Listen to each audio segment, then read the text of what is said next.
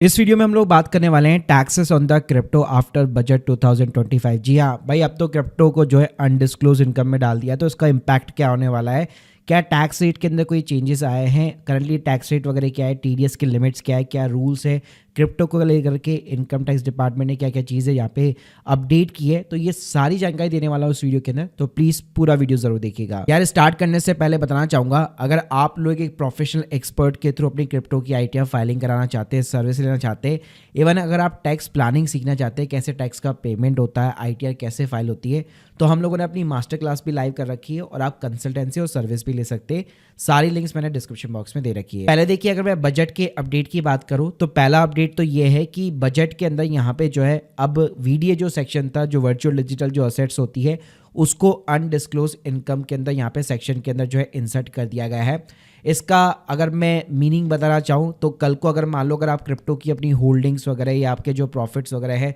उसको प्रॉपर तरीके से अगर आप आईटीआर वगैरह फाइल नहीं कर रहे हैं या आज तक आपने कभी रिपोर्ट ही वगैरह नहीं किया और कल को डिपार्टमेंट मान लीजिए कोई इंक्वायरी बिठाता है या टैक्स अथॉरिटी यहाँ पे इनकम टैक्स रेट के अंदर उनको क्रिप्टो के कॉइन्स वगैरह मिलते हैं, तो उस केस में आपको ऊपर अच्छी खासी हैवी पेनल्टी यहाँ पे जो है यहाँ पे डिपार्टमेंट लगा सकता है। ऑलमोस्ट 60 to 50% जो है penalty of the tax amount आपके ऊपर लगा सकता है। इसके अलावा यहाँ पे जो है मैंडेटरी रिपोर्टिंग हो गई है, यानी कि जो बैंक्स होते हैं या फिर जो बेसिकली एक्सचेंजेस होते हैं, तो पहले भी वो टीडीएस के थ्रू रिपोर्ट तो कर ही रहते हैं, लेकिन अब सेक्शन एक और ऐड कर दिया गया है 285BEE करके। तो उसके अंदर जितने भी रेगुलेटर्स है, बेसिकली क्रिप्टो एक्सचेंज है, बैंक्स है, उन सभी को जो है गवर्नमेंट को रिपोर्ट्स भेजनी पड़ेगी कि कौन कौन कितने वीडीए वगैरह होल्ड कर रहा है, कितनी सेलिंग कर रहा है, कितनी बाइंग कर रहा है। तो ये सारी चीज़ें जो है डिपार्टमेंट को अब इनको भेजनी पड़ेगी एक्सचेंजेस को। इसके अलावा भाई वीडीए की जो डेफिनेशन है उसको एक्सपेंड कर दिया गया है कि यानी किसी भी टाइप की जो असेट्स है जिसके अंदर यहाँ पे जो है क्रिप्टोग्राफिक सिक्योरिटी या डिस्ट्रीब्यूटेड लेजर टेक्नोलॉजी का यूज़ किया जा रहा है,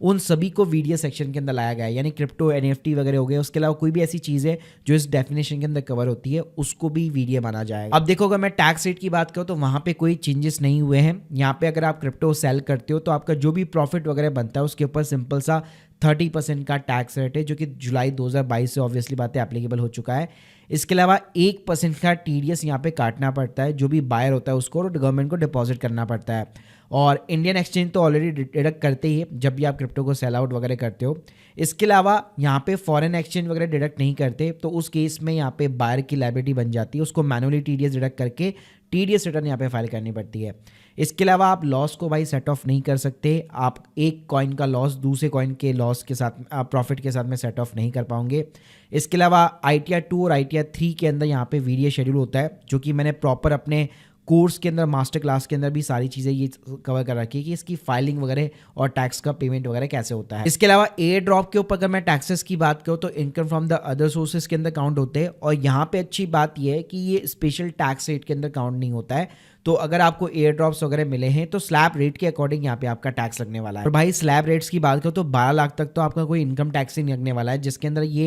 एयर ड्रॉप की भी आपकी इनकम ऑलमोस्ट यहाँ पे शामिल हो जाएगी। लेकिन फर्दर अगर आप सेल करोगे, स्वैप करोगे, तो ध्यान रखना फिर 30% का टैक्स यहाँ पे बेसिकली लगने वाला है। और एक और चीज़ बताना चाहूँगा, यहाँ पे पहले सिस्टम जो रिबेट भी आपको 60,000 की रिबेट यहाँ पे जो है प्रोवाइड किया जाता था, मतलब 87 के अंदर जो रिबेट मिलती थी वो मिला करती थी, तो वो भी स्पेशल टैक्स वाली रेट्स के इनकम हटा दी गई है। यानी सिंपल सा एग्जांपल दूं, अगर किसी की कोई भी इनकम नहीं है और वो केवल अपनी क्रिप्टो के प्रॉफिट्स को रिपोर्ट करता है, तो उसके ऊपर जो भी टैक्स वगैरह बन रहा है, तो पहले रिबेट मिल जाती थी, लेकिन 87 की रिबेट भी न्यू टैक्स से हटा दी गई है स्पेशल टैक्स वाली इनकम से। इसके अलावा अगर आप माइनिंग वगैरह करते हैं तो देखो, वो अगर आपका ये रेगुलर एज ए आप बिजनेस कर रहे हो तो फिर आप उसको एज ए बिजनेस इनकम दिखा सकते हो। और वहाँ पे अच्छी बात है कि आप अपने जो भी माइनिंग रिस्क के एक्सपेंसेस है, इलेक्ट्रिसिटी बिल है, उन सभी को आप लेस कर सकते हो और अपना नेट प्रॉफिट डिक्लेयर कर सकते हो। और अच्छी बात है कि नेट प्रॉफिट के ऊपर भी एज ए इंडिविजुअल जो है आपके ऊपर स्लैब रेट यहाँ पे एप्लीकेबल हो जाएगी। लेकिन ध्यान रखना, जो माइन क्रिप्टो है उसको वापस अगर आप सेल करके फिर आप कन्वर्ट वगैरह करते हो INR के अंदर, तो 30% का ऑब्वियसली बात है टैक्स लग जाएगा। इसके अलावा अगर मैं FNO के ऊपर बात करूं